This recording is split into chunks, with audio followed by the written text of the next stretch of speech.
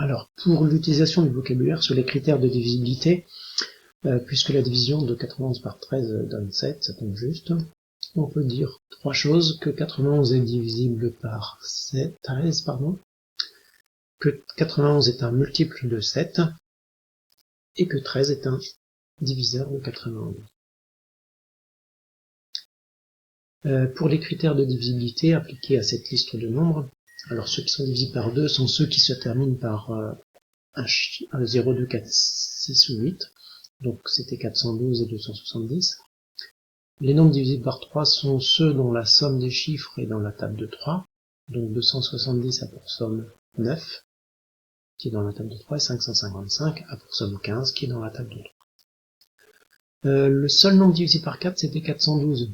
La moitié, c'est 206, donc c'est un nombre pair, c'est redivisible par 2. Il y en a qui m'ont mis 270, ce qui est faux, parce que 270 a pour moitié 135, et 135 ne peut pas être redivisé par 2. Les nombres divisibles par 5, donc c'était assez immédiat, 270 et 555, et le seul divisé par 10, c'était 270. Alors, les nombres qui sont... le chiffre qui manquait, dans la question 11, le chiffre qui manquait, alors là, l'idée c'était d'essayer un des chiffres, de 0 à 9, et de vérifier ensuite si la somme des chiffres était dans la table de 3, pour savoir si c'était divisible par 3, et vérifier si la moitié était un nombre pair, et ça ne fonctionne que pour 552. Enfin, pour encadrer 537 par deux multiples consécutifs de 9, ça veut dire qu'il va falloir faire un encadrement, donc ça s'écrit comme ça, et on va mettre avant le multiple de 9 qui est juste inférieur à 537, et après on mettra le multiple de 9 qui est juste au-dessus de 537.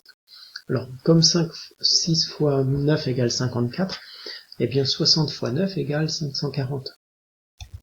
Et 540, on voit bien que c'est le multiple de 9 qui est juste au-dessus de 537.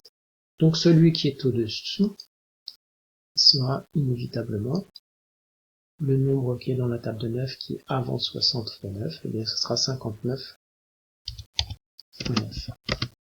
Alors si on écrit avec les valeurs, ça nous donnera 531 qui est inférieur à 537 qui est inférieur à 540.